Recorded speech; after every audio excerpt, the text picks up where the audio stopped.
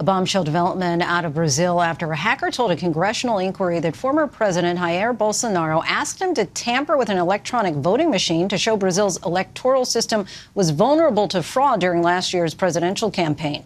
The computer programmer told lawmakers he met in August with then-president, who asked him to discuss the idea with experts at the defense ministry and offered to pardon him if he suffered legal consequences.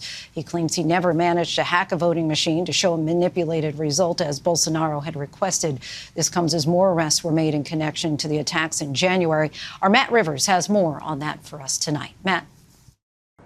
Yeah, Lindsay, this was a shocking event in Brazil's political history. Their version of what happened on January 6, 2021 in Washington, D.C., only this one happened on January 8th of this year in Brazil. Supporters of former President Jair Bolsonaro, who had lost a narrow election to now President Lula da Silva last year, they were protesting that vote's outcome on January 8th, alleging fraud, calling the election rigged, and then they stormed multiple government buildings in the country's capital of Brasilia, including the Congress, the presidential palace, and the Supreme Court. And it was Bolsonaro who had fomented those claims of fraud, even though there was zero evidence that any electoral fraud took place.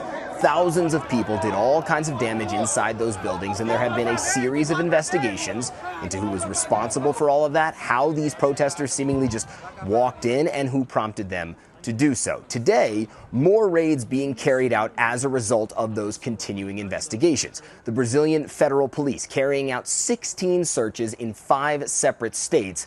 And we're learning more about just how planned those attacks on government buildings were. Federal police confirming to ABC News the rioters' groups were using Selma Party as a code name for the Capitol Riot Protest Organization on January 8th, 2023. In various messages and WhatsApp groups, organizers were even recommending to not bring children or elderly people to the riots, and they were also asking people to be ready to confront the police, sources have told ABC News.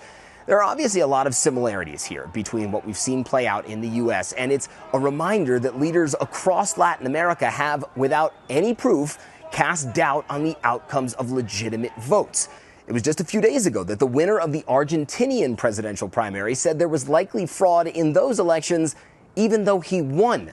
This kind of dispute without proof mentality, something that continues to be an issue across borders. Lindsay? Matt, thank you.